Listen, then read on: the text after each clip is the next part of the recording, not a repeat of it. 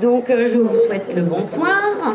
Pour ceux qui ne me connaissent pas, je suis Vic Polsinelli, je suis la suppléante candidate de Christian Joly dans la circonscription et pour la France Insoumise.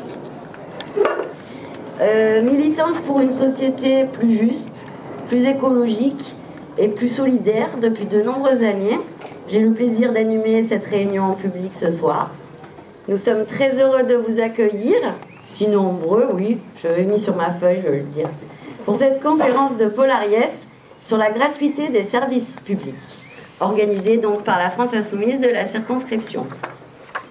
La conférence sera suivie d'un temps d'échange avec la salle, de dédicaces ensuite pour ceux qui le souhaitent, autour d'un verre de l'amitié, bio. Avant de laisser la place à Paul Ariès, conférencier et essayiste, rédacteur en chef du magazine Les Indignés, auteur de nombreux ouvrages, traitant notamment des thèmes de l'objection de croissance, de l'écologie politique et plus récemment de l'histoire politique de la table, entendez par là des repas, et qui va traiter ce soir de la gratuité des services publics contre la macronisation de la société. Je vais laisser la parole à Christian Joly, candidat de la France Insoumise dans la circonscription. Notez juste que Paul Ariès sera présent demain soir à Oyonnax pour une conférence sur la double révolution alimentaire. Et maintenant, je vous remercie d'accueillir Christian Joly.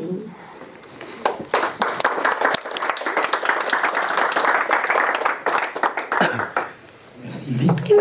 Bonsoir mesdames, bonsoir messieurs, chers amis. Si vous permettez, avant toute chose, je souhaiterais que l'on ait une pensée en fait pour les familles des 22 victimes et 55 blessés du terrible attentat qui a eu lieu donc, hier soir en Angleterre à Manchester. Donc, je crois que ce soir nous sommes tous anglais. Merci. Pour commencer, donc soyez remerciés déjà de vous être déplacés. Je salue l'intérêt que vous portez donc à votre candidature. Nous, les Insoumis, nous sommes rentrés donc dans la campagne électorale pour défendre les propositions du programme de l'avenir en commun. J'ai normalement le livre avec moi, ici, donc le programme de l'avenir en commun. De l'urgence démocratique à l'urgence sociale, en passant par l'urgence écologique, nous avons aujourd'hui les réponses aux problèmes de notre société. En tout cas, nous en sommes convaincus. Avec vous, nous pouvons réussir. Nos convictions sont fortes. Nous sommes animés de la volonté de vous servir, dans le seul but de donner un nouvel élan sur les 3 territoires. Donc celui du Pays Gex, celui du Pays belgardien et du Pays belaisan. Nous sommes un mouvement, celui des Insoumis. Ce mouvement a des valeurs auxquelles nous sommes toutes et tous attachés. Des valeurs de solidarité, d'humanisme, de sincérité, mais aussi d'égalité. Devant l'emploi, le logement, l'éducation, la santé et les services publics. Devons-nous être fiers de ces valeurs? Eh bien, je dis oui. Parce qu'elles nous viennent de nos parents, de nos ascendants, qui avaient décidé de nous les léguer. Dans le programme de l'avenir en commun, vous les retrouverez toutes, ces valeurs. Ce soir, nous avons fait le choix de vous proposer donc une conférence pendant la réunion publique sur la gratuité des services publics contre la macronisation de la société. Pour certains d'entre vous, peut-être, vous trouverez cela absurde. Pourtant, vous l'avez peut-être déjà entendu, certains finissent par admettre qu'il devient nécessaire d'accéder gratuitement au premier mètre cube d'eau, au premier kilowattheure. Sur le transport, qui est un vaste sujet sur le territoire du Pays Gex, surtout pour ceux qui subissent ces bouchons interminables, les pendulières comme on les appelle. Faut-il encore attendre des années pour que des solutions arrivent? Faut-il libéraliser le transport, et que ce soit pour les marchandises ou les personnes? Moi, je ne le crois pas. Député, je ne voterai pas ces lois ultralibérales de ce nouveau parti qui s'appelle aujourd'hui donc Républicains en marche. Moi, je ne voterai que des lois qui rejoindront les propositions du programme de l'avenir en commun. Pendant la campagne, nous allons nous attacher à expliquer que tout est possible. Et je sais aussi que l'on pourra compter sur vous. Je vous remercie.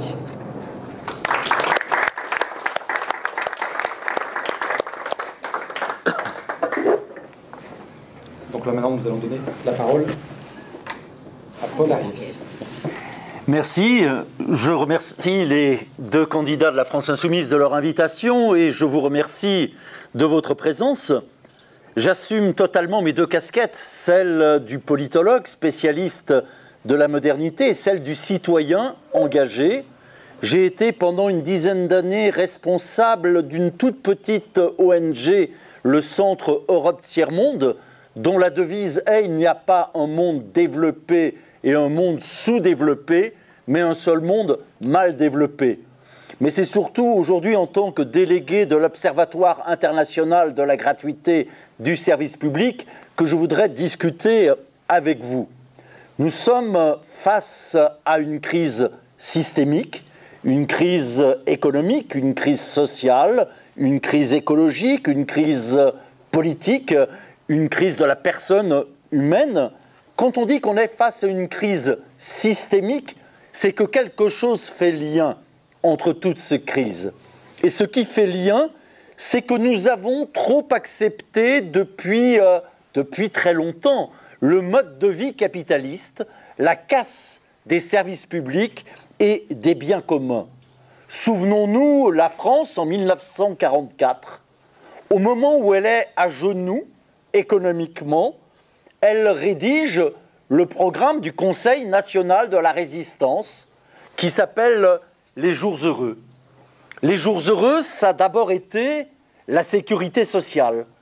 Mais la sécurité sociale, telle qu'on l'avait dans la tête en 1944, ce n'est pas ce que c'est devenu. C'est-à-dire une roue de secours face aux accidents de la vie, une roue de secours pour les naufragés du système.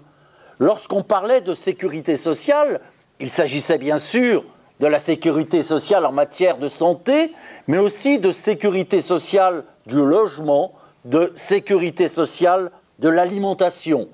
Bref, il s'agissait de donner à tous de quoi vivre, même sans emploi, c'est-à-dire sans revenu tiré du travail. Et ce projet est toujours autant d'actualité. On compte en France 9 millions de pauvres et 1 milliard d'individus dans le monde vivent avec moins de 1,9 $ par jour. On compte mondialement 2,2 milliards de pauvres.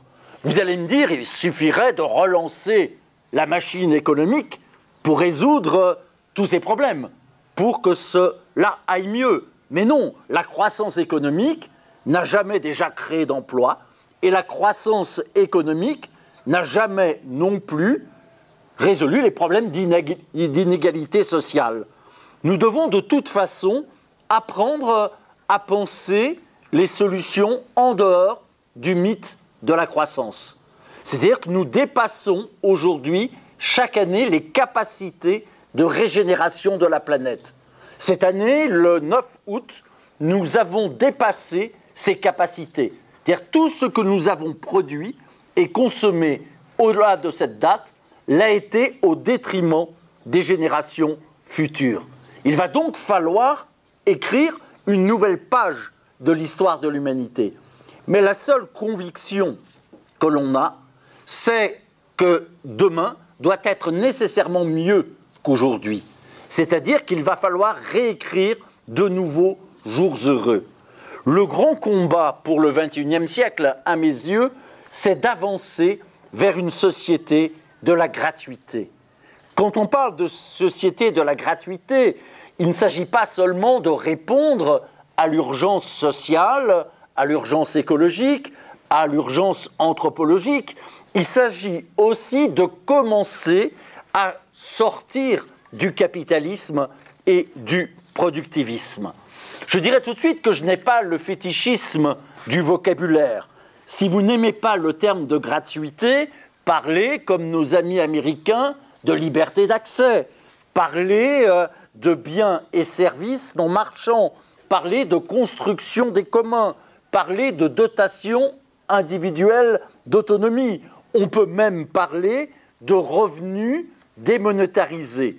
Mais nous serons d'accord pour dire qu'il faut donner à chacun de quoi vivre, même sans emploi. Et ce qui différencie ce projet des projets, par exemple, de revenu minimum, c'est deux choses. Tout d'abord, ce qu'on propose avec la gratuité, ce n'est pas simplement un revenu de survie. C'est-à-dire que le montant, fût-il non monétaire, doit être suffisant pour vivre bien. Et ce projet d'avancer vers une société de la gratuité, il repose déjà sur une bonne nouvelle. C'est que la planète est bien assez riche pour permettre à 8, 9, 10 milliards d'humains de vivre bien. Et ce n'est pas simplement la France insoumise qui le dit, c'est l'ONU. Il suffirait par exemple de mobiliser 30 milliards de dollars par an pendant 25 ans pour régler le problème de la faim dans le monde. 30 milliards de dollars et plus personne ne meurt de faim. Et l'ONU ajoute qu'il suffirait de mobiliser 70 milliards de dollars par an, toujours pendant 25 ans, pour régler le problème de la grande pauvreté. Alors rassurez-vous ou inquiétez-vous, mais ces 30 ou ces 70 milliards, on ne les trouve pas. Oui, mais le budget officiel de l'armement, 1600 milliards de dollars. Le marché publicitaire mondial, 750 milliards de dollars. Le produit international criminel, ce qu'on appelle couramment l'argent sale, 1000 milliards de dollars. 10 à 15% de l'économie mondiale à comparer au même pas 1% qu'on concède pour ce qu'on appelle l'aide au développement. Et les gaspillages alimentaires nord-américains, États-Unis et Canada, 100 milliards de dollars par an. 3 fois ce qui serait nécessaire pour permettre de régler le problème de la faim dans le monde. On le voit, ce n'est pas un problème de moyens, ce n'est pas un problème de croissance économique, c'est un problème de choix de société. Qu'est-ce qu'on produit, comment et pour qui? La deuxième grande différence entre cette marche en avant vers une société de la gratuité et l'idée simplement d'un revenu minimum, c'est qu'il s'agit de faire de la gratuité un outil pour changer la société. Lorsque je parle de gratuité, il s'agit bien sûr toujours d'une gratuité construite. L'école publique est gratuite, mais elle est payée par nos impôts. La gratuité, ce n'est pas le produit ou le service débarrassé du coût, mais débarrassé du prix. Donc quand on parle de gratuité construite, c'est déjà bien sûr économiquement, mais c'est aussi culturellement et politiquement. Moi j'aime bien par exemple ces maires qui interpellent la population et qui disent, compte tenu des moyens financiers limités qui sont les nôtres, est-ce que vous préférez qu'on maintienne la gratuité du stationnement pour les voitures ou est-ce que vous préférez qu'on développe par exemple la gratuité de l'eau vitale, la gratuité des transports en commun urbains, la gratuité des services culturels, des bibliothèques, des musées, la gratuité de la restauration scolaire, la gratuité du logement social, la gratuité des services de secours, la gratuité des décorations florales, des jardins publics, de la collecte et du traitement des ordures ménagères, la gratuité de l'enseignement étendu aux fournitures, mais aussi aux activités périscolaires, la gratuité également d'une certaine quantité d'énergie pour assurer à chacun les moyens de vivre. Je voudrais évoquer déjà avec vous 3 grands principes qui constituent les grandes règles d'une politique possible de la gratuité telle que France Insoumise le propose. Première règle, c'est qu'il n'y a pas de biens et de services qui seraient en soi destinés à être marchands ou destinés à être gratuits. La gratuité de l'eau vitale, c'est essentiel, mais également celle de la cantine scolaire, comme celle des transports en commun, celle des bacs à sable et celle des bacs à fleurs. L'essentiel, c'est de commencer parce que vous verrez que les gens y prennent très vite goût. La deuxième règle est tout aussi simple. Si tous les domaines de l'existence ont vocation à pouvoir devenir gratuits, il ne s'agit surtout pas de rendre tout gratuit dans l'ensemble de ce domaine. C'est-à-dire que la gratuité, ça doit être un instrument pour aller vers davantage d'égalité sociale, d'égalité écologique et d'égalité politique. Et l'Observatoire international de la gratuité propose un nouveau paradigme, la gratuité du bon usage face au renchérissement du mésusage. Bon usage, mésusage, ça peut sembler compliqué. Vous allez voir, c'est très simple. Pourquoi est-ce qu'on paye son eau le même prix pour faire son ménage et pour remplir sa piscine privée? Ce qui vaut pour l'eau vaut bien sûr pour l'ensemble des besoins humains. Parler de gratuité du bon usage, ça veut dire qu'il va falloir apprendre à différencier selon les types de consommation. Et je peux vous assurer, pour avoir animé plus d'une centaine de réunions sur la question de la gratuité de l'eau vitale, que les gens font spontanément la différence entre ce qui est une consommation normale et ce qui est un gaspillage éhonté. Il y a une sorte de décence ordinaire, comme redit Orwell, c'est-à-dire de bon sens populaire. Troisième principe, c'est qu'il ne s'agit pas non plus de rendre gratuits les produits et les services tels qu'ils existent aujourd'hui. Il s'agit d'utiliser la gratuité déjà pour démocratiser les services publics, mais aussi pour produire des services et des biens à forte valeur ajoutée écologique et sociale. Miser sur cette construction d'une société de la gratuité, c'est aussi rappeler qu'il y a 2 façons seulement de faire de la politique. Soit on joue sur la peur, et nécessairement on va développer la xénophobie, le rejet de l'autre, l'extrême droite. Soit on mise au contraire sur l'espoir. Le philosophe Gilles Deleuze disait « Seul le désir est révolutionnaire ». Et si nous avons la capacité à susciter le désir, à donner envie aux gens de s'engager, de voter, eh bien, à ce moment-là, oui, nous pouvons y arriver. Je voudrais développer plus particulièrement certains aspects de cette politique de la gratuité, en commençant, pourquoi pas, par la question de l'eau vitale. Le combat pour défendre l'accès à l'eau potable est devenu un des grands enjeux planétaires. C'est autour de la question de l'eau que la question des biens communs a été reposée, notamment en Amérique du Sud. Une centaine de villes expérimentent actuellement en France la gratuité de l'eau vitale selon les recommandations de l'Organisation mondiale de la santé. L'OMS considère qu'il faut donner à chacun 40 à 50 litres d'eau par jour et le Programme des Nations Unies pour le développement estime que 20 litres d'eau par jour, c'est la condition même de la survie. Alors l'eau, dans l'histoire, a d'abord été gratuite, et ceci depuis l'Antiquité jusqu'au tout début du XXe siècle.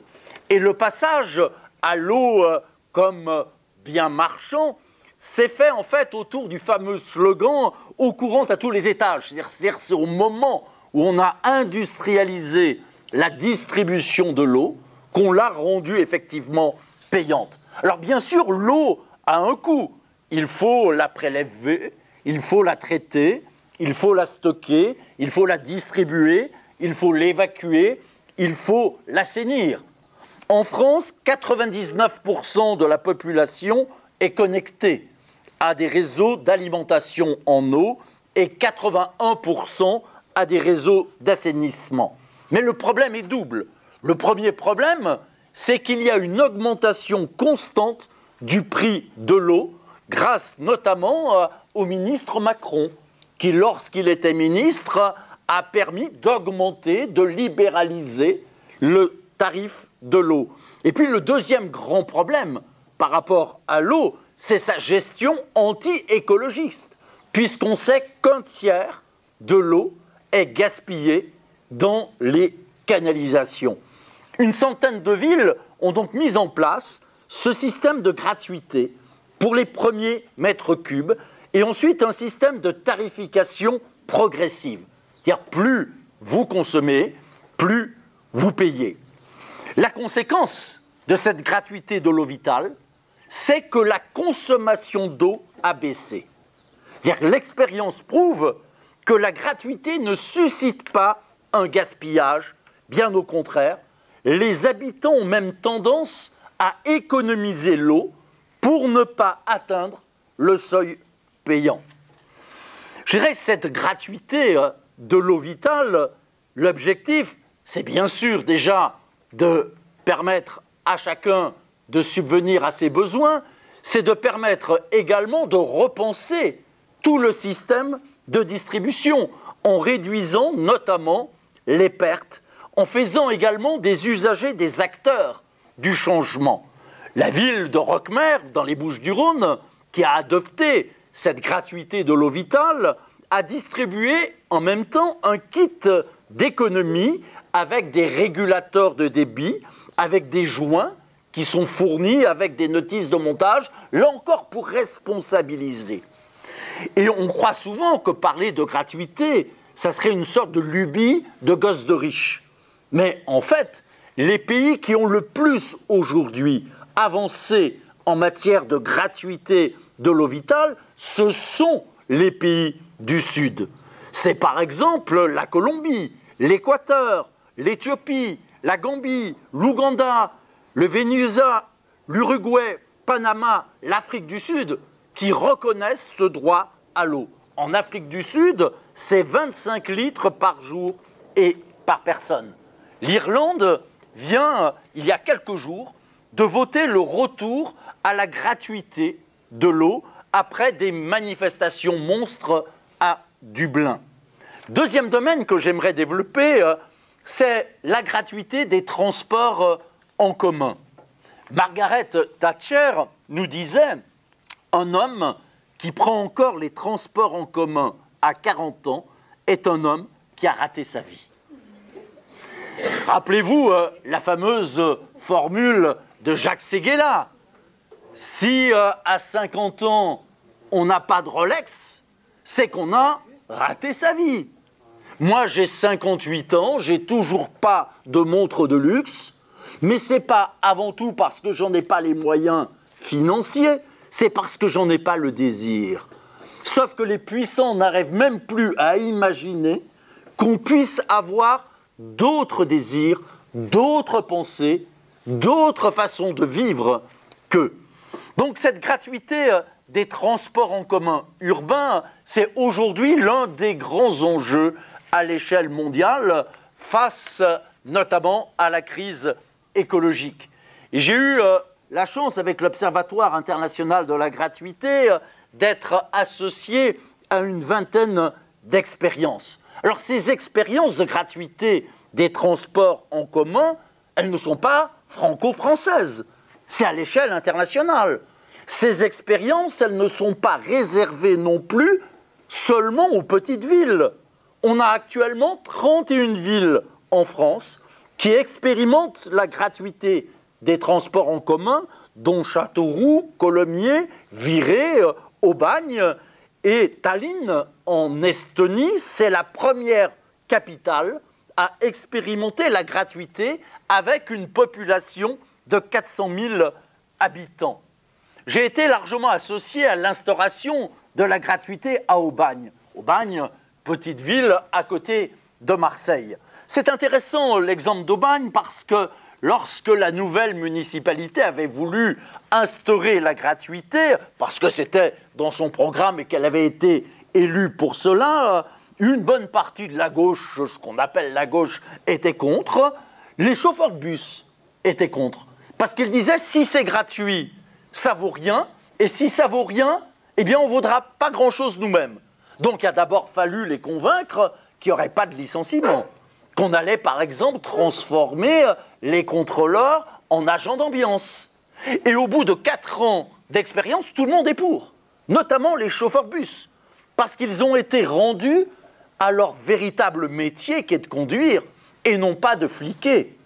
Et comme le dit l'ancienne maire d'Aubagne, le premier grand mérite de la gratuité à Aubagne, c'était d'assainir les relations entre les générations. Parce qu'auparavant, à Aubagne, les personnes âgées ne payaient pas. C'était normal, c'était prévu. Mais les jeunes qui auraient dû payer, ils ne payaient pas non plus. Donc il y avait sans arrêt des incivilités.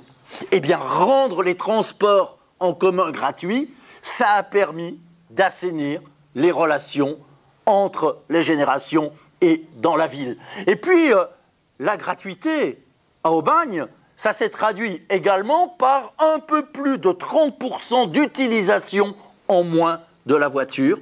Et ça s'est traduit en même temps par 2,7 fois plus de dépassements. C'est-à-dire qu'on a gagné sur le plan de l'écologie et on a gagné aussi sur le plan de ce droit humain fondamental qu'est le droit au déplacement, qu'est le droit à la ville. Donc la gratuité des transports en commun, c'est à la fois une réponse à l'urgence écologique, c'est aussi une réponse à l'urgence sociale. Donner de la gratuité, c'est donner du pouvoir d'achat, mais c'est donner du pouvoir d'achat non monétaire. La pollution de l'air, c'est aujourd'hui un coût estimé à 101,3 milliards d'euros en raison de l'augmentation des dépenses de santé, en raison des pertes dues à l'absentéisme ou au retard, de la baisse des rendements agricoles. C'est-à-dire que la pollution de l'air a un coût bien supérieur au coût que représente le passage à la gratuité des transports en commun.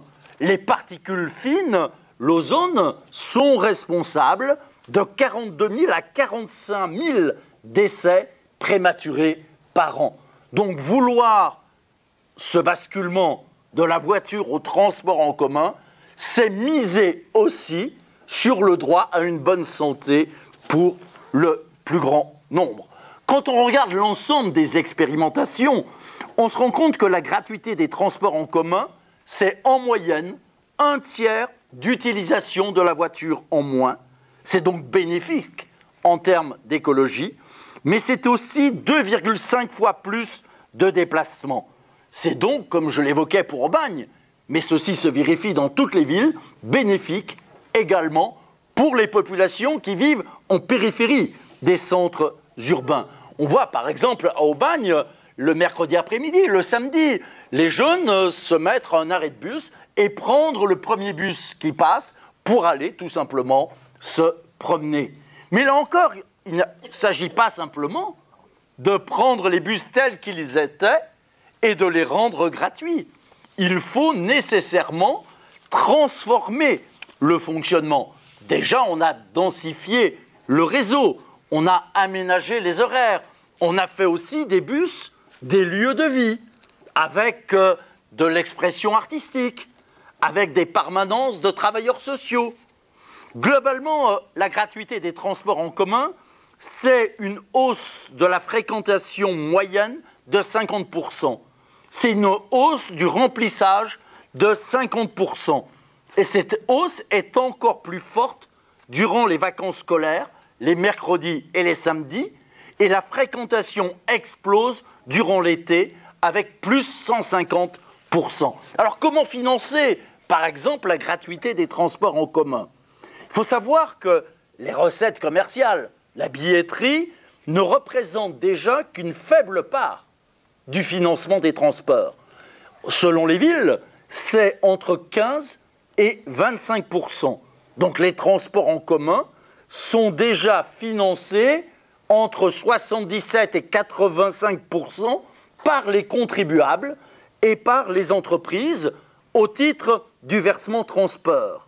Il faut savoir aussi que les recettes de la billetterie sont parfois inférieures aux frais de perception, c'est-à-dire les charges de matériel et les charges de personnel. Il faut vendre, il faut composter, donc il faut des machines et il faut contrôler.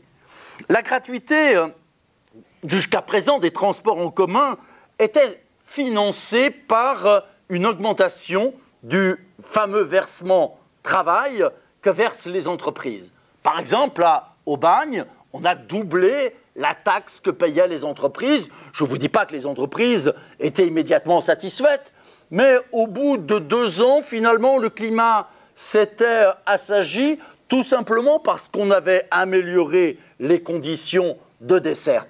Mais c'est là où on retrouve le fameux Macron, puisque la fameuse loi Macron a passé le plancher à partir duquel les entreprises sont soumises au versement transport de 9 à 22. C'est-à-dire qu'aujourd'hui, il va devenir beaucoup plus difficile d'assurer la gratuité des transports en commun. Troisième exemple que je voudrais développer concernant la gratuité, c'est la gratuité des services culturels, et notamment la gratuité des bibliothèques. Il faut savoir que les bibliothèques en France, comme dans l'ensemble des pays européens, ont d'abord été gratuites, notamment au XIXe siècle. Et que le passage à l'abonnement payant a d'abord eu des causes qu'on pourrait dire nommées de racisme social. Je vous cite Eugène Morel, au tout début du XXe siècle, où il nous dit « La taxe de lecture, le fait de faire payer, permet d'éloigner le public indésirable. Faire payer pour faire fuir les plus pauvres. » Cependant, les bibliothèques municipales resteront majoritairement gratuites jusqu'au début des années 80. Le prétexte pour rendre les bibliothèques municipales payantes, c'est lorsqu'elles sont devenues des médiathèques. On l'a dit, on veut bien, avant qu'il y ait eu la gratuité pour des ouvrages, mais lorsqu'il s'agit de DVD, de CD, il est normal de payer. Aujourd'hui, il reste seulement 20% des bibliothèques municipales françaises qui sont gratuites sur les 3600 bibliothèques existantes. En revanche, la gratuité des bibliothèques est toujours de règle dans les pays anglo-saxons. Il y a cependant un léger retour à la gratuité et certaines villes comme Lille, depuis 2006, couplent par exemple la gratuité avec le prêt illimité, non seulement de livres, de CD et de DVD.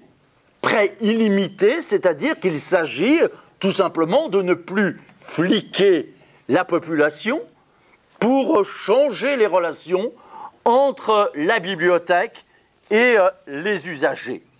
La gratuité des bibliothèques municipales a, selon l'Association nationale des bibliothèques, un bilan positif. Déjà parce qu'on a une augmentation du nombre d'abonnés, parce qu'on a une augmentation de la fréquentation, également parce qu'il n'y a pas plus de dégradation, pas plus de pertes, pas plus de vols, pas moins de respect des locaux ou du personnel. La gratuité a augmenté le nombre d'usagers, notamment parmi ceux qu'on ne voyait pas dans les bibliothèques, c'est-à-dire la population la moins riche, et puis également les étudiants les plus modestes. La gratuité des bibliothèques a également transformé le rapport au livre. C'est-à-dire qu'il y a de plus en plus des individus qui passent simplement à la bibliothèque pour consulter un ouvrage, pour passer un moment. Et on se rend compte que lorsqu'on revient au système payant, eh bien les gens, en quelque sorte, en veulent pour leur argent. C'est-à-dire qu'ils vont systématiquement prendre le nombre maximal de livres, de DVD ou de CD auxquels ils ont droit. La suppression de la gratuité, c'est également augmenter ce qu'on appelle les passagers clandestins. C'est-à-dire on prend simplement une carte pour toute la famille. Voire lorsqu'il y a des tarifs pour la bibliothèque plus réduits pour les enfants ou les adolescents, eh bien les parents liront aussi des ouvrages empruntés sur la carte de leurs enfants. C'est-à-dire qu'on crée tout un système d'économie parasitaire. Alors comment financer cette gratuité des bibliothèques municipales?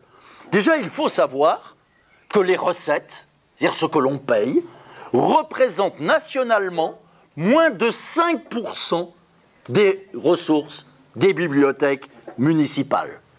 Et que le coût de gestion des abonnements, simplement les coûts administratifs liés au fait de vous faire une carte de bibliothèque, ça représente 60% de la somme perçue.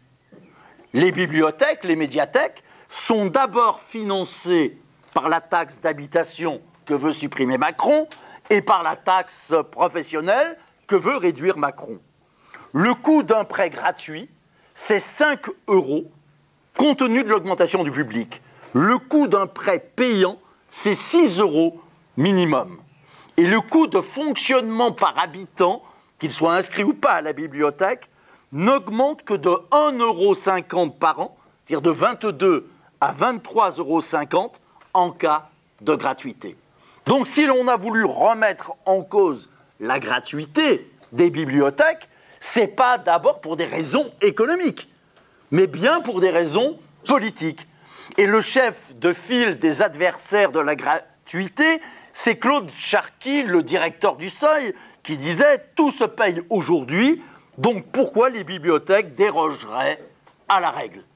Tout se paye aujourd'hui, on a vu comment dans d'autres domaines, ces dernières années, on a voulu y compris rendre les services de secours à la personne payant dans un certain nombre de départements. Troisième exemple que j'aimerais développer, c'est la gratuité dans les maisons municipales de la santé. J'ai participé à la création d'un certain nombre de maisons municipales depuis une quinzaine d'années. Déjà, il faut savoir que c'est un acte de désobéissance, puisque aujourd'hui, la santé ne relève pas des compétences qui sont celles de communes. Lorsqu'on crée une maison municipale de la santé, ce ne devrait pas être simplement, mais malheureusement c'est souvent ça, un lieu pour héberger des médecins libéraux. Alors il vaut mieux effectivement ce type de maison de la santé que le désert médical. Mais cependant, on ne progresse pas beaucoup. Si on veut aller vers des maisons municipales de la santé, c'est bien pour développer une autre conception de la médecine, une autre conception de la santé. C'est au minimum pour adopter la définition que donne l'Organisation mondiale de la santé. Santé physique, santé psychique et santé sociale. C'est également pour élargir l'offre thérapeutique, pour que les patients aient le choix entre plusieurs thérapies.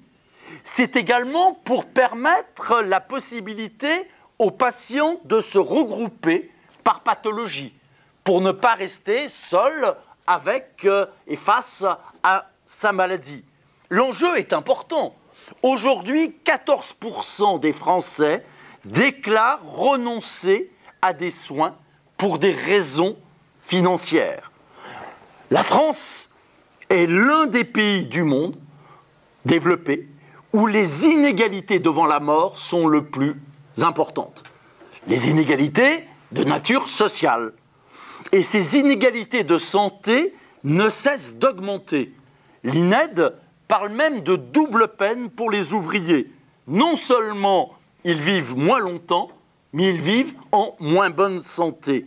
Ils consomment moins de médicaments et ils consultent moins et notamment moins de spécialistes. Mais là encore, le président Macron nous a annoncé la mort programmée de la médecine du travail telle qu'on l'a construite au cours des décennies précédentes, alors que les maladies professionnelles explose, puisqu'on est passé en 20 ans de 5 000 à 50 000. La décision qui a été prise, c'est d'alléger les obligations pour les visites médicales d'embauche et pour les visites périodiques, avec transfert sur le médecin personnel. La décision a été prise également de supprimer la possibilité pour un médecin du travail d'émettre un avis d'aptitude avec restriction, c'est-à-dire imposant à l'employeur de devoir aménager le cadre de travail. Dernier domaine que j'aimerais développer concernant la gratuité, c'est la question de la gratuité des services funéraires. Ça, c'est quelque chose que j'aime beaucoup, la gratuité des services funéraires. Il y a 2 villes en France, notamment la plus ancienne, la ville de Mouans-Sartoux. C'est une ville située juste à côté de Cannes, dans les Alpes-Maritimes, qui a instauré cette gratuité des services funéraires. Pourquoi instaurer la gratuité des services funéraires? Pour plusieurs raisons. Déjà parce que le coût des services funéraires augmente 2 fois plus vite que l'indice des prix à la consommation depuis 1998. Et puis, moi je suis convaincu qu'il faut repolitiser des questions comme le rapport à la maladie, au vieillissement et à la mort. Regardez comment le capitalisme, comment cette société du toujours plus, comment le productivisme a dû évacuer la mort pour pouvoir complètement se déployer. Non seulement aujourd'hui nous n'avons plus le droit d'être malades, non seulement nous n'avons plus le droit de vieillir, à tel point que le mot vieux est devenu une insulte. Il y a encore 20 ans, existait en France une association des vieux et vieilles de France. Cette association s'est débaptisée pour devenir une association des seniors. Parce qu'effectivement, il y a un véritable racisme anti-vieux qui s'est développé. Eh bien, je suis convaincu qu'il faut remettre la mort au centre de la vie. Non pas pour être morbide, mais pour être pleinement, j'allais dire, jouissif. Et pleinement conscient aussi de notre caractère mortel, fini, de nos limites. Et si nous avons conscience de nos propres limites, peut-être que nous aurons davantage conscience des limites de la planète. Peut-être que nous aurons conscience également que le but de la vie ne peut pas être d'accumuler, mais ne peut être que de transmettre.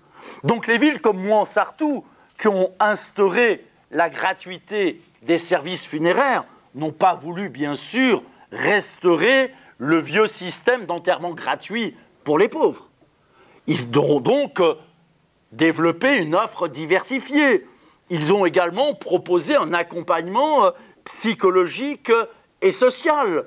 C'est-à-dire qu'il s'agit véritablement de prendre à cœur cet enjeu aussi symboliquement et existentiellement essentiel. Autre thème que je voudrais développer, puisque c'est un des thèmes qu'a porté notamment au moment des présidentielles Jean-Luc Mélenchon, c'est la question de la gratuité des cantines scolaires. La grande chance de la France, c'est que plus de 1 repas sur 2 consommé à l'extérieur l'est dans le cadre de la restauration sociale. Ce qu'on appelle la restauration sociale, c'est la restauration scolaire, d'entreprise, hospitalière, militaire, pénitentiaire, etc. C'est-à-dire qu'avec un peu de volonté politique, et on n'en manque pas, la France insoumise, avec un peu de volonté politique, il suffirait de modifier le cahier des charges du Code des marchés publics pour permettre effectivement d'assurer la transition vers une agriculture écologiquement responsable. Moi, je suis pour revenir en régime municipal. Mais si on revient en régime municipal, c'est pas pour faire la même chose que la Sodexo. C'est pour aller vers une alimentation relocalisée, resaisonnalisée, moins gourmande en eau, moins carnée, assurant la biodiversité, faite sur place, servie à table. Et c'est pour aller vers une alimentation gratuite. Il y a plusieurs villes en France qui, depuis 10 ans, expérimentent cette gratuité de la restauration scolaire. Vous avez un pays, la Suède, qui depuis 10 ans pratique la gratuité non seulement de l'enseignement, non seulement des activités périscolaires, des transports scolaires, des fournitures, mais également de la cantine scolaire. Et ce n'est pas par hasard que la Suède est un des pays qui a le mieux réussi sa transition écologique. Parce que nous avons ainsi un marché important pour pouvoir porter cette transition. Il y a en fait deux conceptions de la gratuité. Il y a tout d'abord une gratuité d'accompagnement, c'est-à-dire la gratuité pour les naufragés du système, la gratuité pour ceux qui sont tombés. Cette gratuité-là, les tarifs sociaux, déjà ça ne va jamais sans condescendance. Est-ce que vous êtes un pauvre méritant ou un salaud de feignant? Et puis cette gratuité d'accompagnement, elle ne va jamais non plus sans flicage. Est-ce que vous êtes un vrai demandeur d'emploi ou là encore un salaud de feignant? Et puis une deuxième gratuité, une gratuité d'émancipation. Ce qui est beau avec l'école publique, c'est qu'on ne demande pas aux gamins s'il est gosse de riche ou gosse de pauvre. C'est en tant qu'enfant qu'il est accepté. Et pourquoi ce qui est vrai pour l'éducation ne pourrait-il ne pas l'être pour les trois autres grands piliers qui nous permettent de vivre? La santé, c'est encore largement le cas, le logement et l'alimentation, notamment dans le cadre de la restauration sociale. Ce qu'on a pour la gratuité, je l'ai dit, c'est une réponse à l'urgence sociale. Ça donne du pouvoir d'achat non monétaire à ceux qui en manquent. C'est une réponse à l'urgence écologique, puisque ça va permettre de mettre la priorité sur des produits et des services à forte valeur ajoutée sur le plan écologique. Et puis c'est une réponse aussi à la crise politique. Si nous avons la capacité de porter ce discours en faveur d'une société de la gratuité, eh bien le Front National, par exemple, avec son discours d'exclusion, il peut aller se rhabiller. Parce qu'il n'est pas du côté capable de susciter le désir. Il ne peut être à ce moment-là, effectivement, que sur les passions tristes et non pas sur les passions joyeuses qui nous animent. Ce qu'on a pour la gratuité, c'est aussi une façon de commencer à déséconomiser nos existences. C'est-à-dire à prendre conscience que ce qui fait le sel de la vie, ce qui est le centre même de nos existences, ce n'est pas la croissance économique.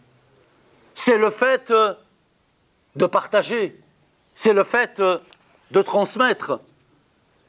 L'un des grands enjeux aujourd'hui à l'échelle planétaire, c'est d'apprendre collectivement, politiquement, à passer d'une jouissance d'avoir à un autre type de jouissance. Parce qu'on peut reprocher tout ce qu'on veut à la société marchande, à la société capitaliste.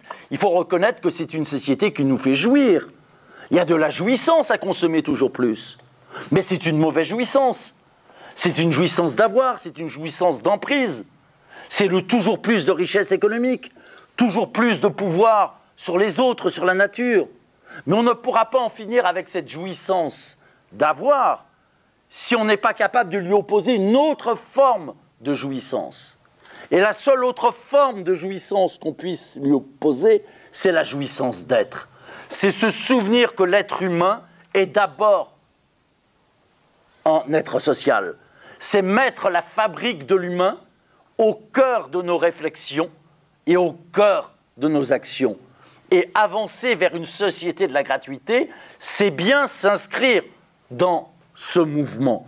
Et je voudrais conclure pour laisser largement la place aux échanges en évoquant l'argument traditionnel contre la gratuité: ce qui n'a pas de prix n'aurait pas de valeur. Ce qui n'a pas de prix n'aurait pas de valeur, c'est déjà bien sûr totalement faux sur le plan individuel. Ce qui a le plus de valeur à nos yeux, l'amour, l'amitié, n'a précisément pas de prix. Mais c'est également faux sur le plan collectif. L'économie capitaliste mondiale ne repose pas sur la gratuité et pourtant elle bousille la planète. Que je sache, l'alimentation mondiale n'est pas gratuite et pourtant un tiers de l'agriculture mondiale est gaspillé à tous les stades. Production, conditionnement, transport, distribution et chacun chez soi dans son frigo. Quand je dis 30%, en réalité, c'est 46% dans les pays développés. Donc, ce qui déresponsabilise, ce n'est pas la gratuité. Ce qui déresponsabilise, ce sont les fantasmes de toujours plus qui sont associés à cette société du fric. Et puis, la gratuité, c'est aussi pour moi, aujourd'hui, une façon de dire que je ne crois plus au lendemain qui chante. Mais si je ne crois plus au lendemain qui chante, c'est parce que je veux chanter au présent. C'est-à-dire que je suis convaincu que c'est dès à présent que nous avons la capacité de permettre aux gens de vivre mieux.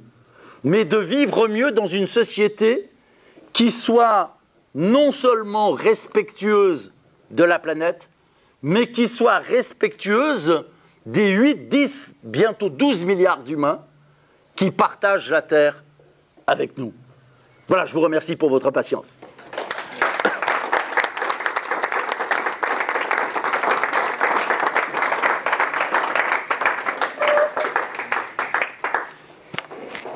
Alors, je vais peut-être vous faire passer le micro aux personnes qui souhaitent intervenir. Tu veux intervenir? Juste dire quelques mots.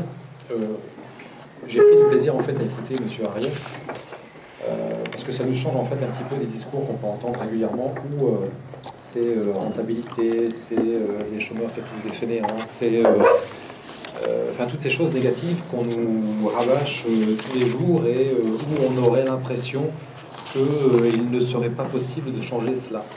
J'ai encore eu ce week-end des discussions avec des personnes qui pensent à l'opposé de tout ce qu'a pu décrire Paul Ariès. Et c'est vrai qu'avec le temps, on a même l'impression des fois que c'est pas possible de changer ce rouleau compresseur voilà, de ces discussions qu'on peut avoir. Et donc c'est toujours intéressant d'entendre des gens de cette qualité pour nous redonner un petit peu, et beaucoup même je dirais, parce que là je suis plus que remonté,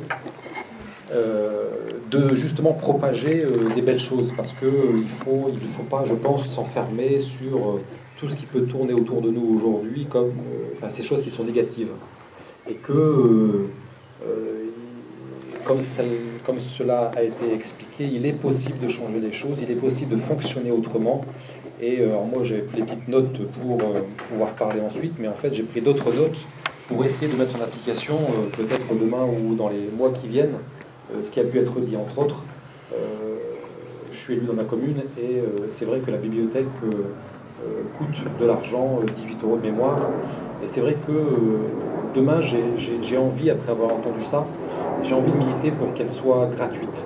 Certains diront que ça va représenter une charge pour la commune, mais avec ce que je viens d'entendre, je pense que j'aurai quelques arguments qui permettront, en tout cas je vais essayer de faire en sorte que ces gens qui avancent sur leur argument puissent prendre conscience que ce sont des faux arguments.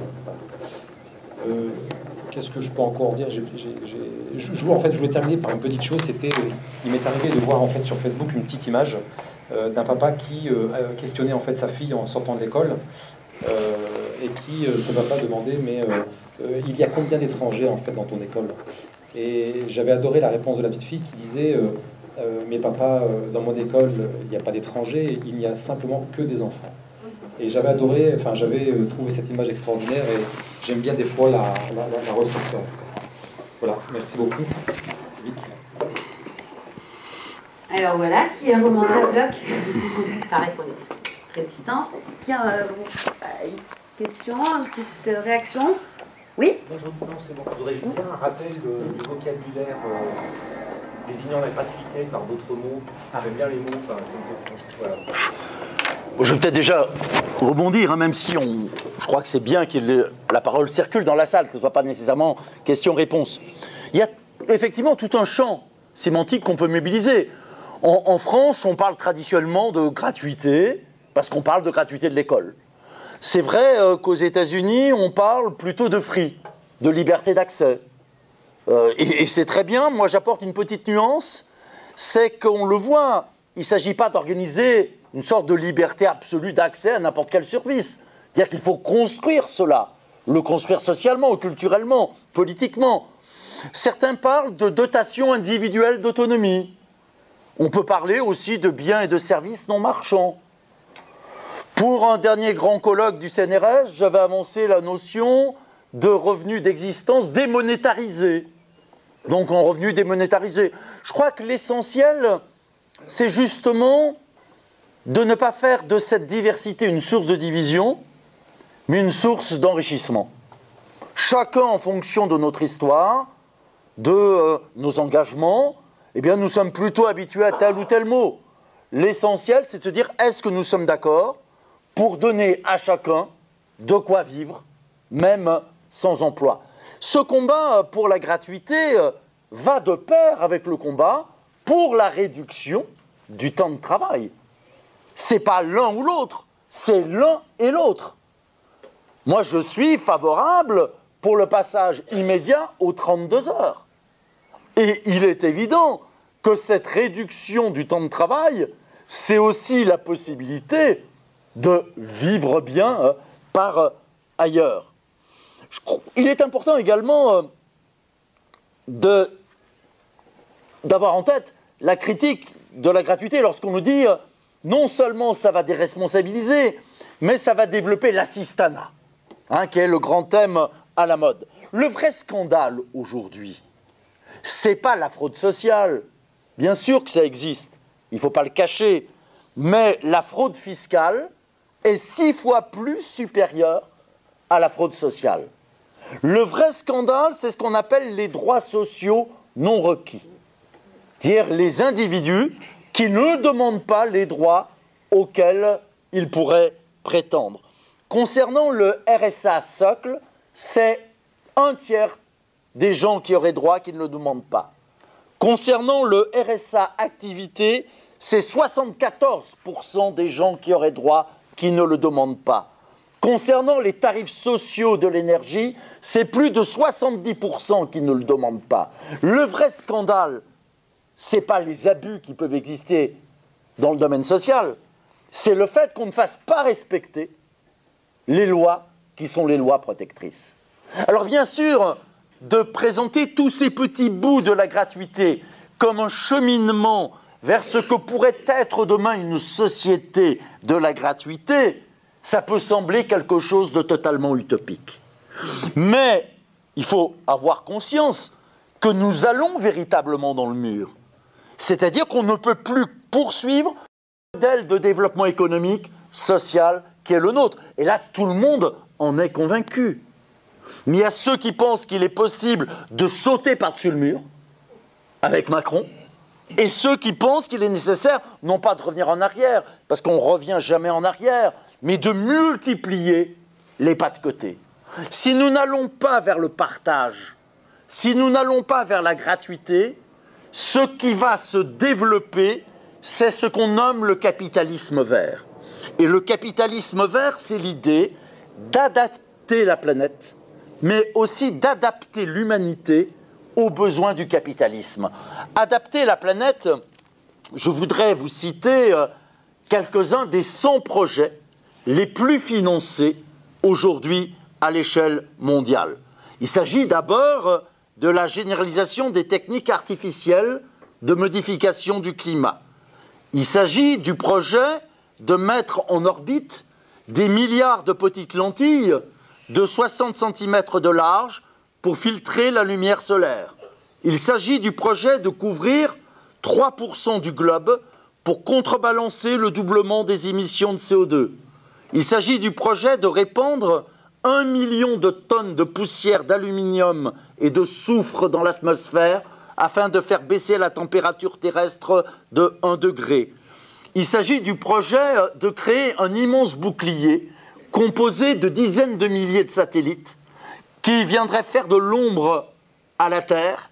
Il s'agit du projet de piéger et de stocker du CO2 dans des puits de carbone. Il s'agit également, par exemple, de jeter dans les océans des milliards de balles, comme des balles de tennis, de couleur blanche, pour faciliter la réflexion solaire. il s'agit d'inventer des vaches OGM, n'ayant plus besoin de ruminer, cause d'émissions de CO2 et étant également résistantes à la maladie de la vache folle, sans oublier les pollinisateurs artificiels pour faire face à la chute drastique des colonies d'abeilles. Nous ne l'aurons pas, tout est prêt. On calcule déjà le retour sur investissement. On dépose chaque année des milliers de brevets. C'est-à-dire que tout sera tenté plutôt que de remettre en cause le modèle dominant. Mais il n'y a pas que la planète que l'on veut y adapter. C'est aussi l'humanité.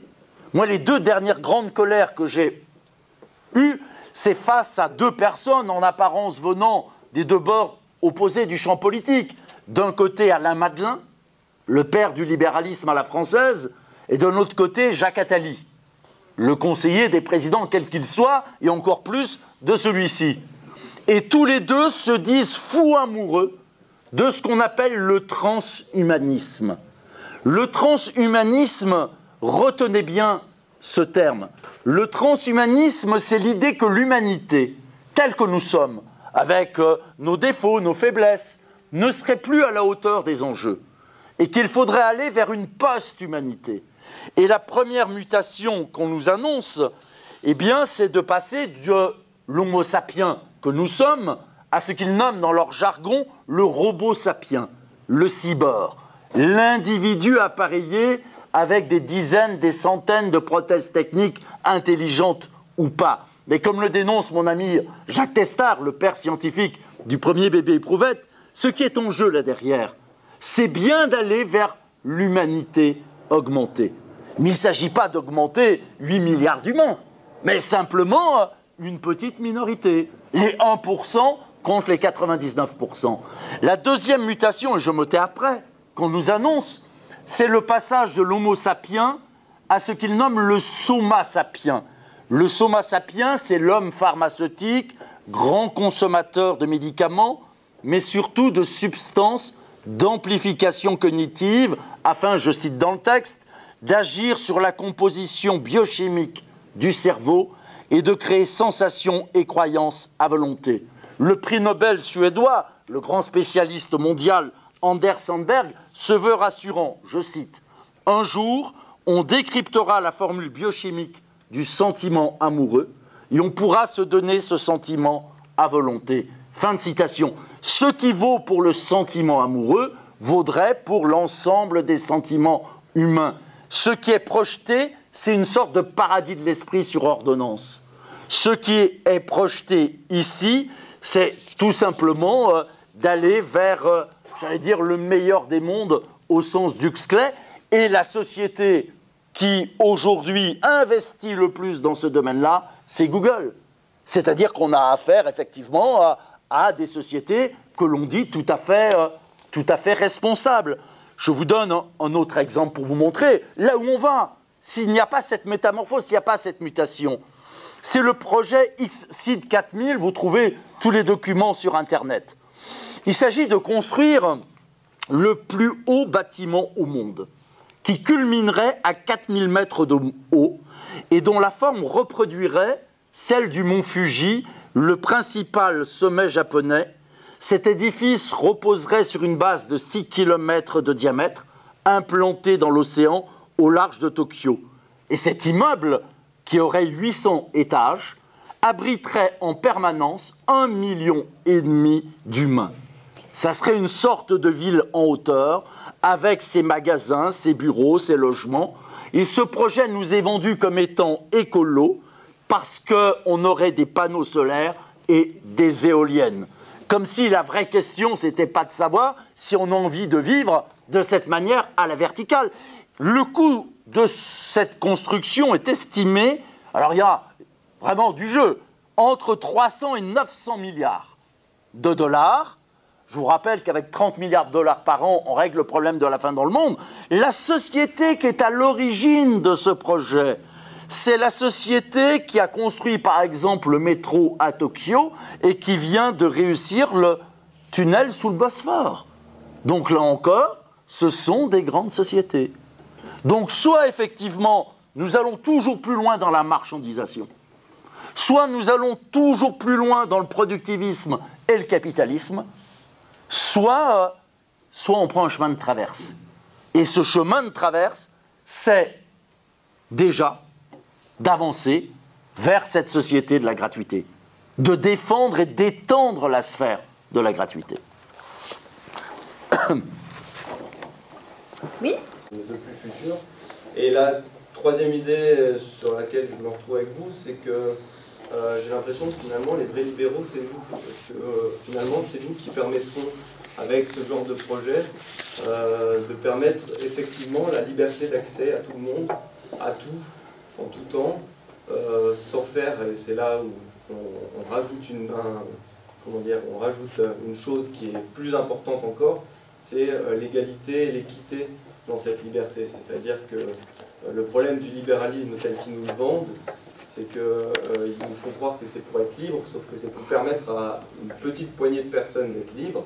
Et finalement, la seule chance qu'on a de tous être libres, c'est de tous faire en sorte de faire ce qu'ils nous demandent pour espérer être dans cette petite caste libre. Alors que nous, ce qu'on défend, en tout cas moi, ce que j'ai toujours défendu, c'est de permettre à tout le monde d'être libre, et à tout le monde d'être libre de la même manière, sans avoir besoin de courir après l'argent. Et justement, la dernière idée aussi, pour moi, qui est importante dans ce que vous avez dit, et dans ce qu'on défend avec la France Insoumise, c'est aussi justement de dire que finalement, c'est parce qu'on nous a fait grandir dans un monde où justement le capital et l'argent avaient de l'importance, qu'on a tendance à croire que c'est ça le plus important, mais que finalement, il n'y a que par un changement radical de société et de façon de penser qu'on pourra... Alors, ça fait un peu peur parce que du coup on dit qu'il y a beaucoup plus de boulot que prévu, mais on va y arriver. Mais du coup, effectivement, voilà, qu'on ne peut pas se permettre justement de mettre des petits pansements sur les plaies, mais que là on est obligé de faire un vrai travail de fond et d'essayer de convaincre.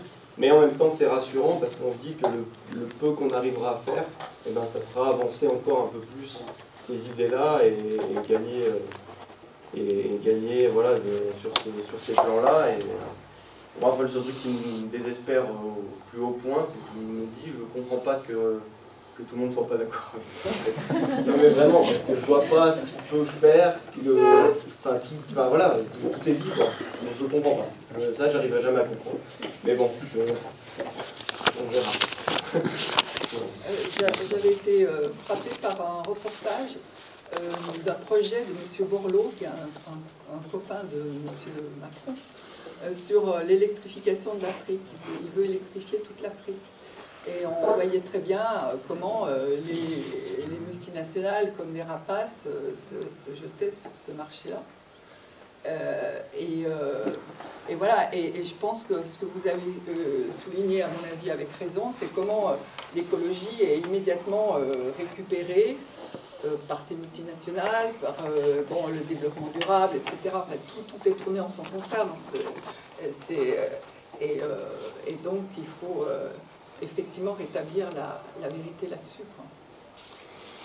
J'aimerais rebondir sur la gratuité des services publics avec l'époque dans laquelle on est. Tout à l'heure, vous avez utilisé un mot, je me suis fait un peu le terme, pour dire que c'est tout le système, en fait, qui est en train de changer. Et je pense que quand même, il y a de l'espoir, parce qu'il y a beaucoup de gens qui, ça y est, ils n'ont plus envie de ce système. On nous a fait croire que c'est par la consommation qu'on allait être heureux, que si on possédait pas, on n'était personne. Il n'y a pas de pire victime que celle qui est amoureuse de son bourreau, de toute façon. Le syndrome de Stockholm, il est quand même en train un peu de se dissiper. Il y a de plus en plus de gens qui veulent revenir à des valeurs comme se promener dans la nature avec leurs gamins et qui n'ont pas envie que de consommer. Notre pouvoir à nous, je pense qu'il est là, déjà aussi. Peut-être que si on arrête simplement de rentrer dans leur jeu de surconsommation, à un moment donné, ça ne fonctionne plus. C'est tout. Et là, effectivement, on peut reparler aussi de gratuité, de libre accès à certaines choses, parce que ça va dans le sens de ces valeurs. C'est un tout. Dire que l'être humain, fondamentalement, il a besoin d'eau, il a besoin de ci, il a besoin de là, et il a besoin de rapports sociaux et de bien vivre et d'être ensemble, et pas d'acheter le iPhone 7, quoi. Il s'en fout, l'être humain. En vrai, si on ne lui montre pas le bourrichon, si on débranche toutes les télés, Il s'en fout. Moi, je pense qu'il y a de l'espoir parce que c'est en ce moment que les gens vraiment commencent à comprendre les enjeux écologiques. Avant, on parlait de ça, on passait pour des hurluberlus. Et même les enjeux humains. Et on le voit. Je veux dire, dans le monde associatif, etc. Les gens, ils veulent plus vivre comme ça. Enfin, peut-être pas tous, d'accord, mais ça prend de l'ampleur. Enfin, je sais pas, hein. Non, vous voyez, vous? Moi, j'ai l'impression, en tout cas, j'ai l'impression que ça a de l'écho quand on parle de ça. Je me dis, alors oui, on est tout petit, devant le président. Voilà. On est tout petit devant les grandes multinationales. On est tout petit, enfin, c'est des grands combats. Des grands combats pour des toutes petites personnes. Mais on est des millions, nous. Une autre question? Deux questions? Patricia? On a vu que, comme le cas de transport, que ce n'est pas vraiment les coûts, les ennemis de la gratuité.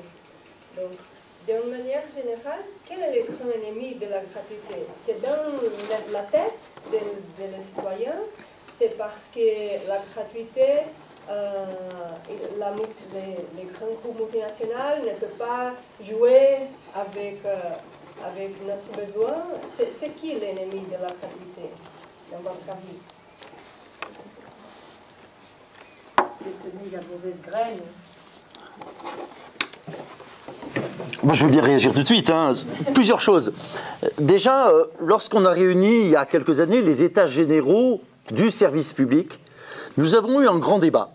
Faut-il parler des services publics au pluriel ou faut-il parler, et c'est ce qu'on avait finalement choisi, du service public toujours au singulier? Et pourquoi avait-on fait ce choix? C'est parce que l'idée que le service public, c'est une autre conception en soi de la société. Et cette autre conception en soi de la société, ensuite, on va pouvoir la décliner terrain par terrain, domaine par domaine.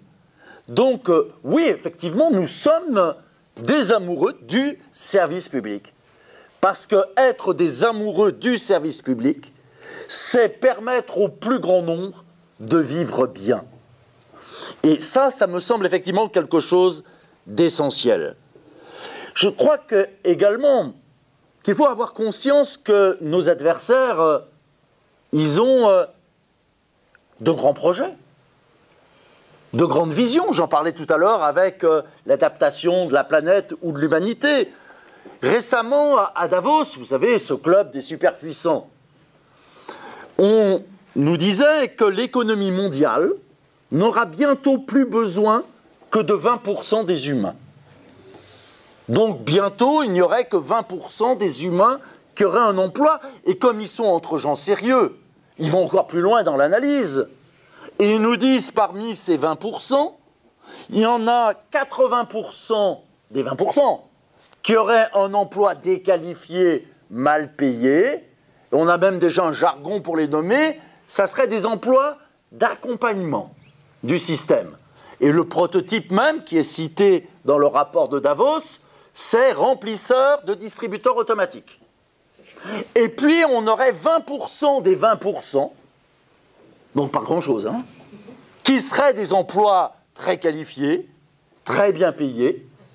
Et ces emplois-là, on sait déjà comment on les nommera, ça sera des emplois d'entraînement. Et à cette occasion, Zbigniew Brzezinski, qui est l'ancien conseiller à la sécurité de plusieurs présidents américains, et qui est le président de la Trilatérale, un autre club qui réunit quelques centaines de puissants à l'échelle mondiale, a dit, je cite dans le texte, « Il faut créer un cocktail d'alimentation suffisante et de divertissement abrutissant pour maintenir les 80% de la population frustrée dans la bonne humeur. » Alors cette formule, c'était pour faire rire les copains de Davos, mais c'est toujours intéressant de savoir ce qui fait rire les puissants de ce monde. Alors pourquoi n'y arrive-t-on pas aussi vite et aussi facilement qu'on le souhaiterait? Je crois qu'il y a plusieurs raisons.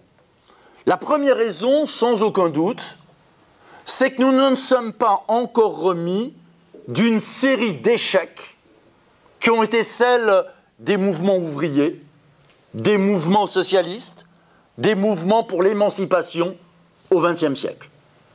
Le socialisme réellement existant, dont le véritable visage était le stalinisme, la social-démocratie reconvertie en social-libéralisme, l'échec du mouvement des non-alignés, c'est-à-dire qu'on a eu à l'échelle mondiale au XXe siècle un certain nombre d'échecs. Mais moi, je suis très à l'écoute de tous ces nouveaux gros mots qui naissent à l'échelle mondiale pour dire les nouveaux chemins de l'émancipation. En Amérique du Sud, on parle du buen vivir, du bien vivre. Et le bien vivre, ce n'est pas, nous dit Alberto Acosta, l'ancien président du Conseil constitutionnel de l'Équateur, le bien vivre, ce n'est pas le bien-être au sens de la société d'hyperconsommation. Le bien vivre, c'est le fait d'entretenir d'autres rapports aux autres, à soi-même, et d'autres rapports à la nature.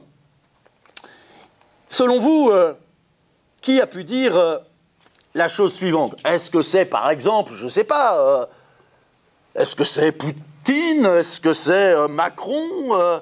Est-ce que c'est Trump? Vous allez voir, c'est aucun des trois, bien sûr. Hein. Il ne faut pas perdre sa vie à accumuler. C'est le besoin d'accumuler qui déforme l'intelligence des gens intelligents. Cette civilisation du toujours plus est une tromperie.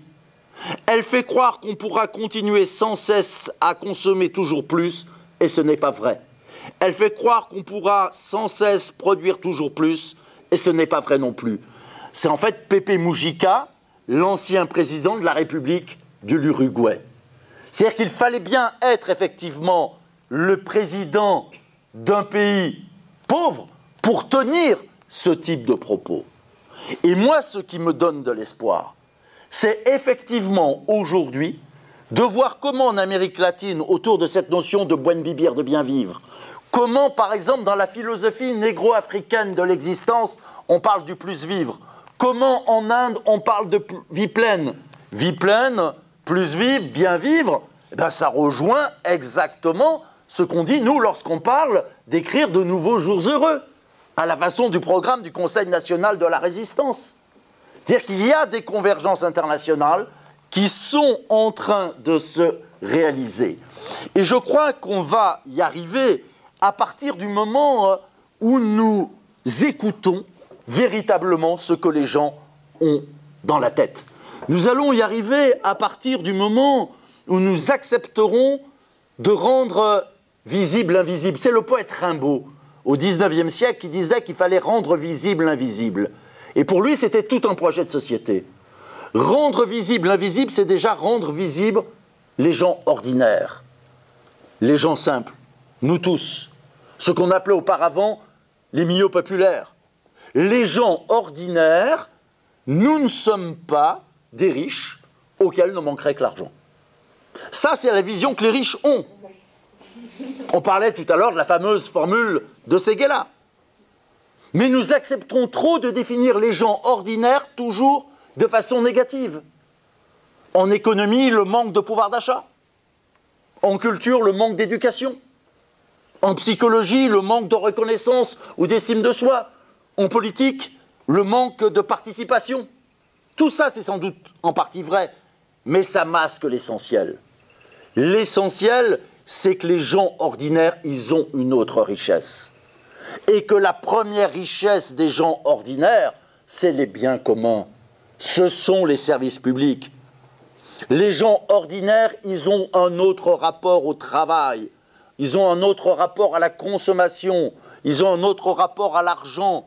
Ils ont un autre rapport au temps, à l'espace. Ils ont un autre rapport à la maladie, au vieillissement, à la mort, donc à la vie.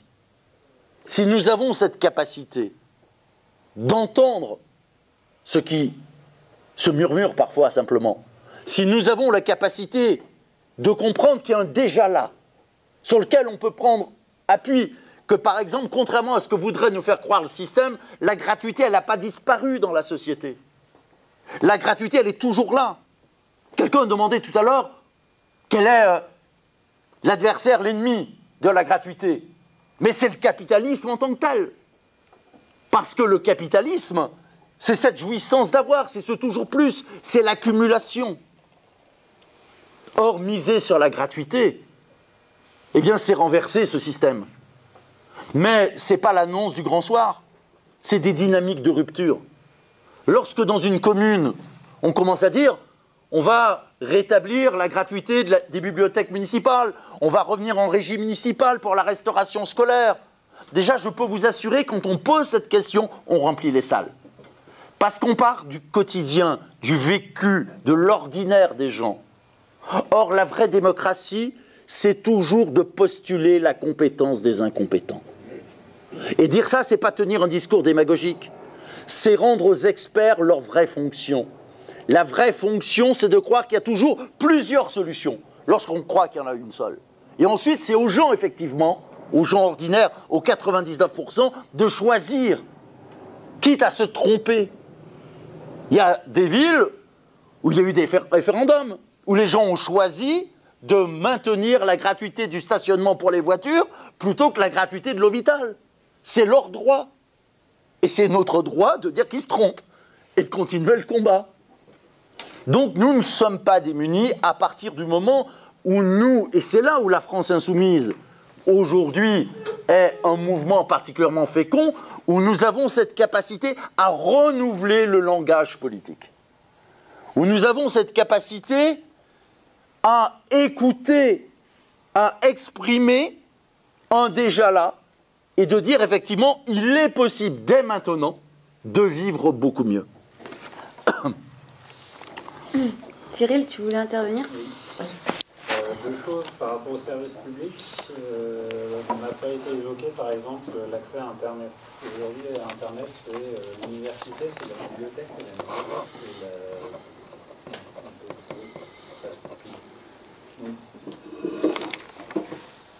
Qu'est-ce qu'on peut faire pour ça, finalement? Alors, c'est un enjeu essentiel, et à l'intérieur de l'Observatoire international de la gratuité et du mouvement des indignés, il y a un mot d'ordre qui est celui de la gratuité intellectuelle. C'est même le titre d'un ouvrage extraordinaire qui a été fait par un prof de philo, qui explique comment il faut remettre en cause la loi Hadopi. La loi Hadopi, c'est la pire des choses. C'est une loi qui rend délinquant toute une génération et 99% de la population. Une loi qui rend tout le monde délinquant, c'est par définition une mauvaise loi. Et il serait relativement facile de trouver un système qui garantisse la possibilité de télécharger et qui garantisse en même temps la rémunération des créateurs. Il s'agirait de donner à chacun, je reprends la proposition faite au nom d'un collectif par Laurent Paillard dans son bouquin « La gratuité intellectuelle », il s'agirait de donner à chacun une certaine quantité de bandes passantes, globalement un certain nombre de téléchargements possibles, et ceux qui dépasseraient, en fait ce sont les entreprises, eh bien paieraient effectivement pour l'ensemble du système. Donc on ne manque pas de propositions dans ce domaine-là. Mais là encore, je veux dire, sur le plan strictement écologique, il faut dire que le tout numérique, le tout Internet n'est peut-être pas la solution. Il y a deux chiffres qu'il faut toujours avoir à l'esprit.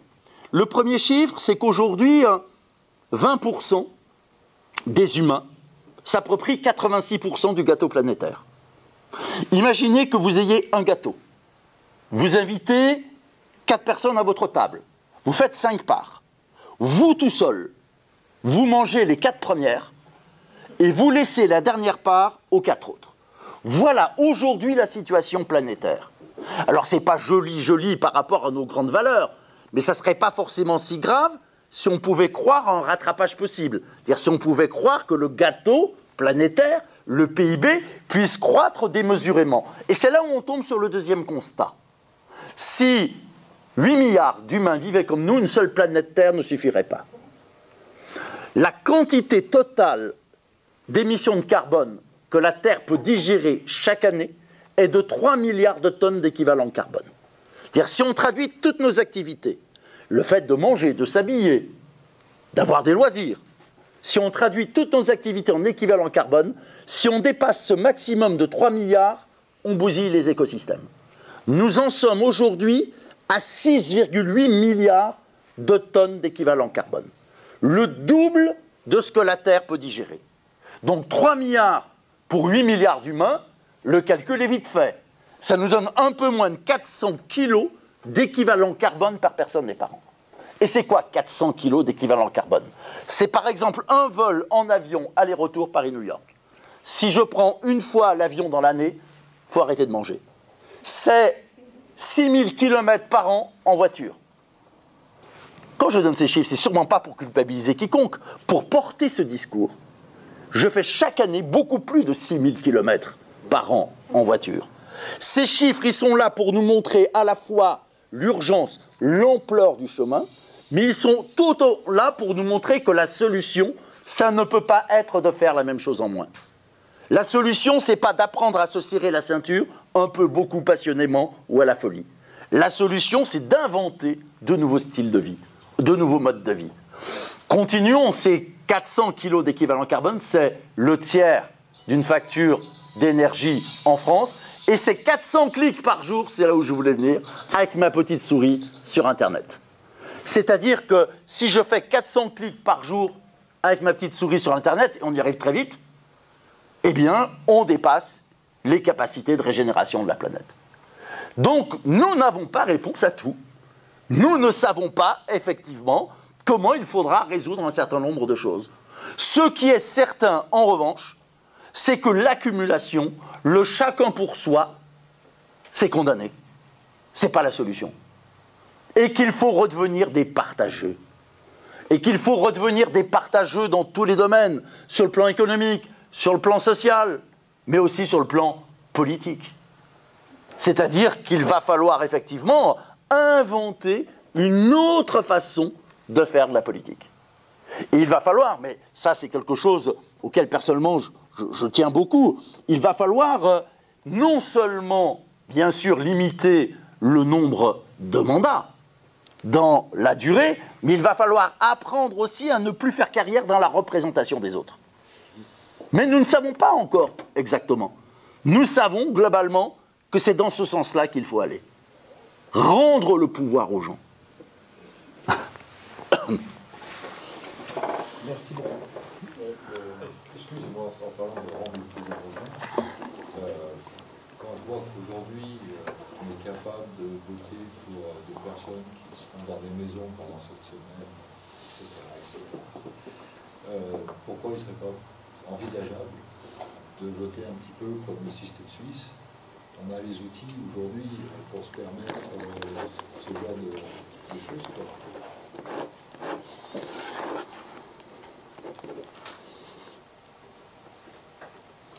Enfin, je crois qu'il y a effectivement beaucoup de propositions à avancer dans ce domaine-là. Moi, je crois qu'une des propositions de la France insoumise qui doit être défendue, c'est celle d'un référendum révocatoire. C'est-à-dire qu'à partir du moment où effectivement nos représentants ne tiennent pas leur engagement, eh bien il faut, par le biais du retour aux électeurs, pouvoir les renvoyer chez eux. Ça me semble absolument indispensable. C'est-à-dire qu'il faut assainir la démocratie. C'est aussi une condition pour que la démocratie soit vivante. Pensez qu'actuellement, l'âge moyen de l'électeur en France est de 56 ans. C'est-à-dire bien au-delà de l'âge moyen de la population. Pensez que pour les élections municipales, l'âge moyen de l'électeur est de 64 ans. C'est-à-dire que les jeunes ont déserté le champ politique. Et ce n'est pas seulement vrai en France. C'est vrai, actuellement, il y a des élections en Algérie. C'est vrai aussi en Algérie, où toute une partie de la jeunesse s'est mobilisée autour du mot d'ordre « Nos rêves ne tiennent pas dans vos urnes ». Et je dirais, je ne condamne pas les jeunes quand je dis ça. Je dis qu'il est de notre responsabilité de tenir un discours politique qui reprenne leurs aspirations, qui soit capable de réenchanter. Et à ce moment-là, oui, effectivement, des outils type démocratie directe vont tout à fait dans ce sens-là. J'ai accepté pendant quelques années d'être l'un des experts du réseau Démopart, donc des villes qui prennent au sérieux la démocratie participative. Pour qu'il y ait démocratie participative, il faut 3 choses. Il faut d'abord que les gens puissent prendre part. Prendre part, ça ne se fait pas de façon abstraite. Plus on part du vécu, du quotidien, de l'ordinaire des gens, plus on y arrive. Le grand juriste du Conseil national de la résistance, Georges Gurvitch, disait qu'il y avait 2 types de démocratie. Il y avait la démocratie électorale, celle qui interpelle le citoyen nu, abstrait, qui nous isole les uns des autres. Le mot isoloir, dans un bureau de vote, n'est pas là par hasard. Cette démocratie-là, il faut tout faire pour l'améliorer. Représentation proportionnelle, limitation du nombre de mandats, référendum révocatoire, etc. Mais Gurvitch ajoutait que même si on faisait tout pour l'améliorer, il fallait le faire, elle serait toujours insuffisante, cette démocratie. Et qu'il fallait donc développer, non pas à la place, mais à côté, d'autres formes de démocratie. Ce qu'on appelait auparavant l'autogestion, la démocratie directe, la démocratie participative, la démocratie où on donne la parole des gens en situation. Et à ce moment-là, oui, effectivement, il est possible de s'adresser au plus grand nombre. Donc, première chose, comment, effectivement, permettons aux gens de prendre part? Deuxième chose, permettons aux gens d'apporter leur part. Apporter sa part, participer, ça ne va pas de soi, hein. Je dirais, pendant l'essentiel de l'histoire de l'humanité, on a demandé aux gens de se taire. Et aujourd'hui, au travail, on nous demande encore de se taire. C'est-à-dire qu'il n'y aura pas de démocratie politique riche s'il n'y a pas une démocratie salariale. Ça, c'est évident. Et puis, il faut aussi qu'on accepte à égalité toutes les formes de contribution. Prendre la parole, c'est important, mais ce n'est pas plus important que de jouer un morceau de musique. Ce n'est pas plus important que de préparer un plat qu'on peut partager à plusieurs. Parce que tout cela, c'est ce qui permet de faire société. Et donc, il faut accepter toutes ces formes de contribution. Et puis, troisième chose, donc, prendre part, apporter sa part, recevoir sa part. Permettre à chacun de recevoir sa part, déjà de grands récits. C'est-à-dire de cette utopie, de cette espérance, redonner du sens. Et puis, la gratuité, c'est une façon de recevoir sa part. On n'attend pas, effectivement, les lendemains qui chantent. Dès maintenant, il est possible, effectivement, de partager et de vivre bien mieux. Donc, tout à l'heure, on parlait de robotisation. Pour moi, la robotisation, elle sera là, de toute façon. Donc, l'histoire des 80% d'emploi, au moins, pour moi, il y a... Je dis bien pour moi, parce que je vous vois hocher la tête, mais pour moi, il n'y a pas de discussion. Pour moi, le seul pouvoir qu'on a là-dessus, c'est d'influencer, savoir est-ce que ça va servir 1% de la population, est-ce que ça va servir 5% de la population. Donc, dans ce cadre-là, le service public, ça va aussi de développer tous les moyens techniques qui vont permettre justement de faire de la production robotisée à terme, d'aliments bio pour tous, d'avoir tous ces besoins qui sont vitaux, de ne pas attendre qu'il y ait une grande société qui nous fasse de la robotisation où ils vont vendre tout ça bien comme ils veulent, bien que pour leurs pommes, mais il y a de la robotisation comme le logiciel libre, il y a de la robotisation open source, où on a des paysans qui commencent à faire le robot pour faire des choses. Pour l'instant, ça reste assez limité parce que les capacités, c'est beaucoup plus facile d'aller passer une moissonneuse batteuse dans un champ qui est tout droit et tout carré que de passer dans que de faire l'agriculture bio avec un robot. Mais à terme, ce qu'on doit faire, c'est ça. Oui, mais c'est la question qu'on avait essayé de poser dans Les Indignés, sous le titre « Faut-il avoir peur des robots ?» Et bien sûr, derrière ce titre provoquant, la réponse était de dire « Tout dépend de la politique qu'on construit autour. » Et c'est exactement ce que vous venez de développer. Et un des premiers éléments, c'est, bien sûr, je l'ai évoqué tout à l'heure, la réduction du temps de travail. Ça doit être une condition extraordinaire pour réduire le temps de travail et donc de permettre de développer d'autres potentialités qui sont aujourd'hui endormies en nous. Nous sommes tous 1000 autres choses que des forçats du travail et des forçats de la consommation. Nous sommes tous potentiellement des créateurs, des poètes, des amoureux. Et tout ça, ça prend du temps. Et nous sommes aussi des citoyens. Et faire de la politique, ça prend du temps. Donc il faut vraiment remettre la réduction du temps de travail au cœur de notre réflexion. Je dirais qu'il faut remettre aussi, rappelez-vous, en 1980, ministère des temps libres. C'est-à-dire qu'il va falloir reprendre au sérieux la question de ce temps libéré. Et il faut bien sûr que ce temps libéré ne soit pas un temps qui soit soumis à des loisirs aliénants. Mais là, il y a toute une réflexion à avoir, y compris dans les comités d'entreprise. Quel type de loisirs propose-t-on? C'est-à-dire qu'il y a un travail, une bataille idéologique, une bataille culturelle qui est à mener. C'est évident.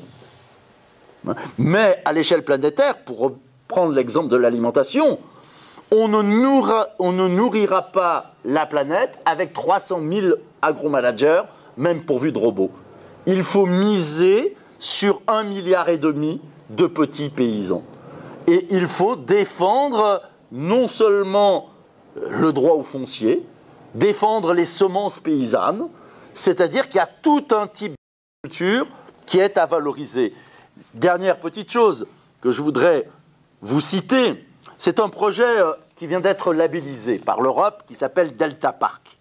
Un projet futuriste mis au point par des ingénieurs agronomes néerlandais. Vous avez sans doute entendu parler de la ferme des 1000 vaches. Vous allez voir, c'est de l'enfantillage, la ferme des 1000 vaches. Là, c'est une ferme alimentaire autonome, dite non polluante, capable à elle seule, une seule ferme, de nourrir 1 million de personnes. Le bâtiment, 1 km de long, 400 mètres de haut, 60 étages. On aurait une batterie de 250 000 poules pondeuses, 1 million de poulets de chair, 300 000 porcs, des dizaines de milliers de saumons élevés dans des piscines-lacs souterrains, des endives et des champignons qui pousseraient dans des caves, des laitues et autres tomates dans des serres, et ça a été labellisé écolo, car l'énergie serait obtenue par fermentation des excréments d'animaux.